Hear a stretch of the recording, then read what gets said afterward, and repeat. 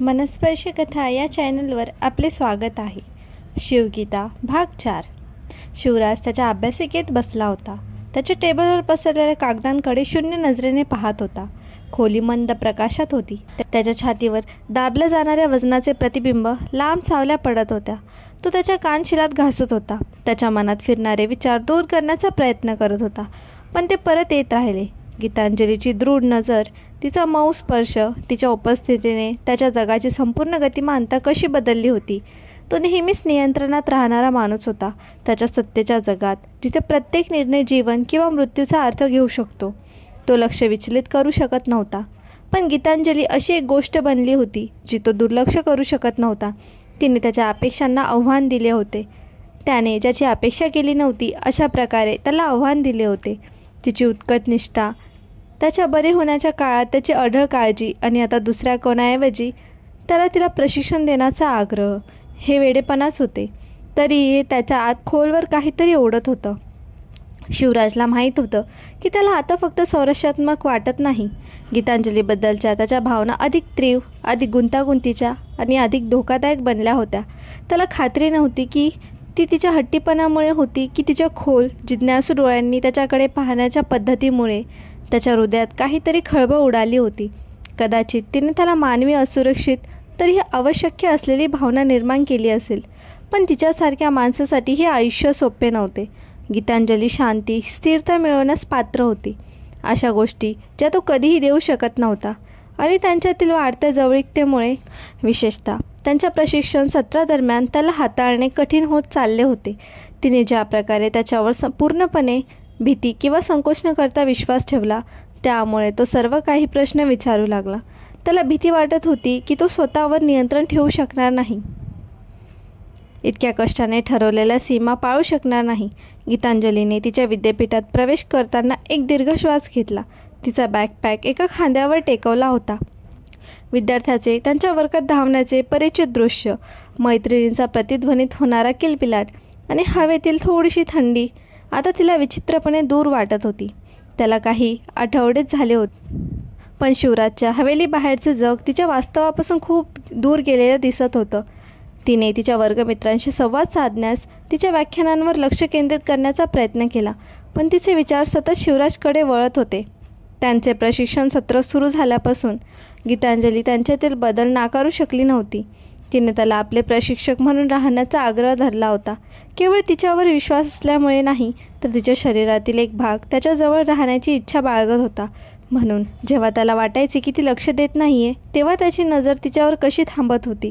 जेव्हा ते खूप जवळ असतात तेव्हा त्यांच्या शरीरात होणारा ताण तिला जाणवत होता, आणि तीही यापासून मुक्त नव्हती. जेव्हा जेव्हा तो तिला सूचना देत असे, त्याचे हात तिच्या हालचालींचे मार्गदर्शन करत असत, तेव्हा तिचे हृदय अशा प्रकारे धडधडत असे की ती नियंत्रित करू शकत नव्हती. त्या संध्याकाळी तिच्या वर्गानंतर गीतांजली घरी परतली आणि दुसरे प्रशिक्षण सत्रासाठी स्वतःला तयार केले. आज शिवराजकडून काय अपेक्षा करावी हे तिला माहीत नव्हते, परंतु ती पुढे जात राहण्याचा दृढ निश्चयी होती. तिला त्याला दाखवायचे होते की ती कमकुवत नाही. ती या धोक्याच्या जगात त्याच्या बाजूने उभी राहू शकते. प्रशिक्षण कशात गीतांजली तिच्या हालचालींवर लक्ष केंद्रित करत होती. तिचे मन भटकू नये म्हणून प्रयत्न करत होती, पण जेव्हा शिवराज जवळ आला तिची भूमिका सुधारत होती. त्याचा श्वास तिच्या त्वचेवर गरम होता, तेव्हा त्यांच्यातील तणाव स्पष्ट होऊ लागला. तुझ्या कोपऱ्यांना आत ठेव, त्याने गोळीबार करण्याची सूचना केली. तो तिच्या मागे उभा असताना त्याचा आवाज कमी होता. त्याचे हात तिच्या हातांना घासत होते, जेणेकरून तो तिचा आकार समायोजित करू शकेल. गीतांजलीचा श्वास अडकला होता. तिचे शरीर त्याच्या जवळ येण्याने प्रतिक्रिया देत होते. तिला त्याची छाती तिच्या पाठीवर जाणवत होती, त्याच्या श्वासांची स्थिर लय, आणि त्यामुळे तिची नाडी वेगवान झाली. त्यांच्या सभोवतालचे जग नाहीसे झाल्यासारखे वाटत होते. फक्त ते दोघेच जगात राहिले. तिने थोडेसे डोके फिरवले. तिच्या नजरा त्याच्या नजरेला भिडल्या आणि क्षणभर तिला त्याच्या नजरेत काहीतरी चमकताना दिसले, काहीतरी असुरक्षित, काहीतरी खरे. शिवराज अचानक मागे सरकला आणि आपला घसा साफ केला. आजसाठी एवढे पुरे, तो म्हणाला. दरवाजाकडे जाताना त्याचा आवाज दाबला गेला. गीतांजली आश्चर्याने डोळे मिचकावत म्हणाली, तिचे हृदय धडधडत होते. पण आपण नुकतीच सुरुवात केली आहे, मी म्हणालो.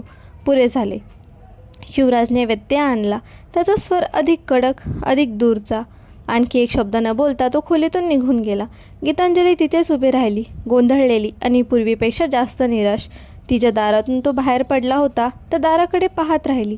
तिची छाती घट्ट होती. तिला माहीत होते की त्यांच्यात काहीतरी बदल होत आहे आणि त्यामुळे ती घाबरली.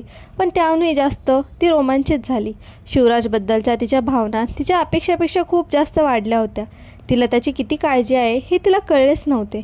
तोपर्यंत तिच्या हातात त्याला रक्तळलेले पाहून ती जवळजवळ विवळली होती आणि आता प्रत्येक स्पर्श, प्रत्येक नजर तिला त्याच्या जवळ खेचत होती.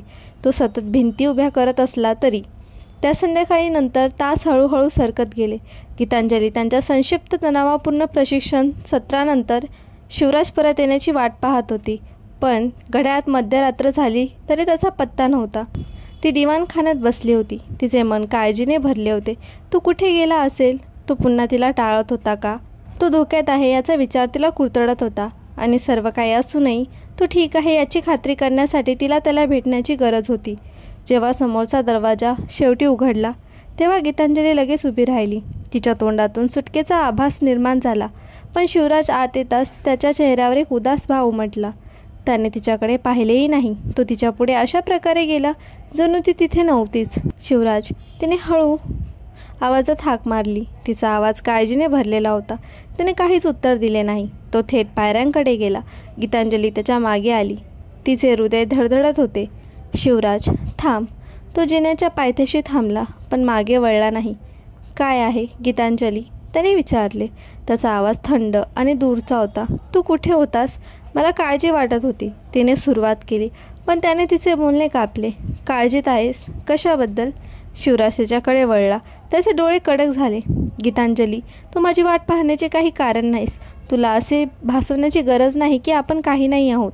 त्याच्या बोलण्यावर गीतांजली घाबरली. पण ती मागे हटली नाही. मी ढोंग करत नाही आहे. मला तुझी काळजी आहे शिवराज.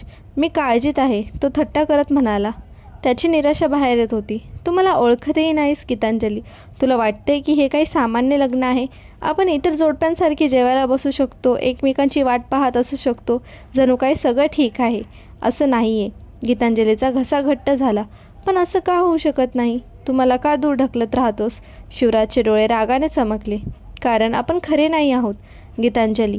ही काही परिकथा नाही आहे जिथे सगळं अगदी व्यवस्थित चालतं. मी तुला एका कारणासाठी दूर ठेवलं आहे.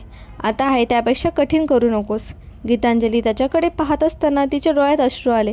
त्याचे कठोर शब्द खोलवर जात होते. शिवराज, मला खरे काय आहे की खोटे याची पर्वा नाही. मला फक्त तुझ्यासाठी इथे राहायचं आहे. त्याने तिच्याकडे पाहिले. त्याचे भाव क्षणभर मऊ झाले आणि नंतर कडकपणा परत आला. झोपायला जा गीतांजली. पुन्हा माझी वाट पाहू नकोस. आणि तेवढ्यात तो वळला आणि निघून गेला. गीतांजली तिथेच उभी राहिली. तिचे हृदय हजारो तुकड्यांमध्ये विखुरले गेले. त्याच्या शब्दांचे वजन तिच्या छातीवर खूप दाबले गेले. कारण ती त्याला पायऱ्या चढून वर जाताना पाहत होती. घरातील शांतता तिला वेडत होती. पण वेदना असूनही, त्याने स्वतःभोवती बांधलेल्या भिंती असूनही गीतांजली तिच्या हृदयात मूळ धरलेल्या प्रेमाला थांबवू शकली नाही. ती त्याच्याशी हार मानायला तयार नव्हती. अजूनही नाही. सकाळचा प्रकाश पडद्यांमधून अंतरत होता आणि बेडवर मऊ सावल्या पडत होता. गीतांजली जागे पडून छताकडे पाहत होती. तिचे हृदय दुःखाचे जड झाले होते. गेले काही दिवस गुदमरत होते.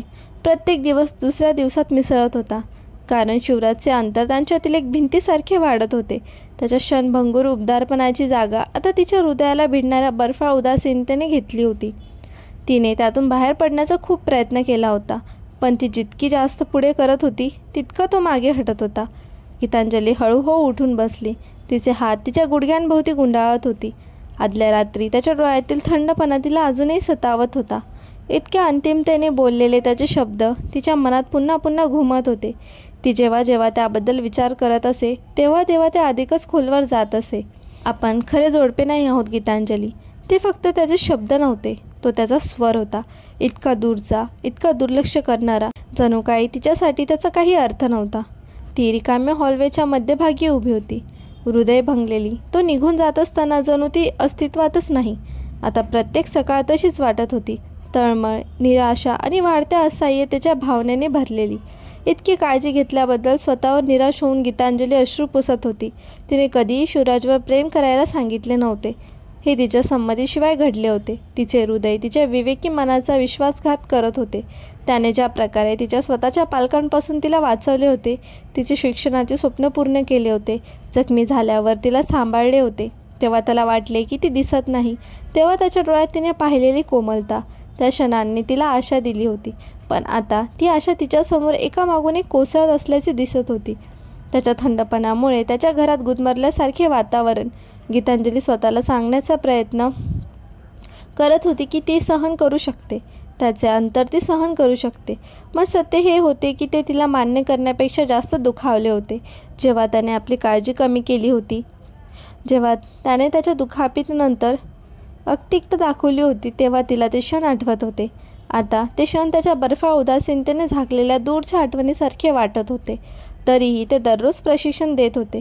शिवराजने तिच्या संरक्षण प्रशिक्षणाला गांभीर्याने घेतलं होतं, जरी त्याने भावनिक आणि शारीरिक अंतर ठेवले होते. प्रत्येक सत्र कार्यक्षम, विचारशील आणि शांत होते. तो फक्त जेव्हा अगदी आवश्यक असेल तेव्हाच बोलत असे. त्याची सूचना लहान आणि काटेकोरपणे देत असे, जणू काही तो जाणून बुजून त्यांच्यामध्ये एक भिंत बांधत होता. एक भिंत, आणि गीतांजलीकडे ती तोडण्याचा कोणताही मार्ग नव्हता. गीतांजली बेडवरून उठताच उसासा टाकत होती. तिचे मन दुःखाने जड होते. तिला आशा होती की त्यांचे प्रशिक्षण सत्र त्यांना जवळ आणतील, परंतु त्याऐवजी ते आणखी दूर जात आहे असे वाटत होते. दररोज ते एकत्र प्रशिक्षण घेत असत, परंतु असे वाटत होते की तो खरोखर तिथे नव्हता. त्याचे लक्ष पूर्णपणे हातातील कामावर होते, तिच्यावर नाही. तो तिला पत्नीसारखे नाही तर एका सैनिकासारखे वागवत असे. आजचा भाग कसा वाटला कमेंटमध्ये नक्की सांगा आणि व्हिडिओला लाईक करा. चॅनलवर नवीन असाल तर सबस्क्राईब करा. पुढील भाग लवकरच येईल. धन्यवाद.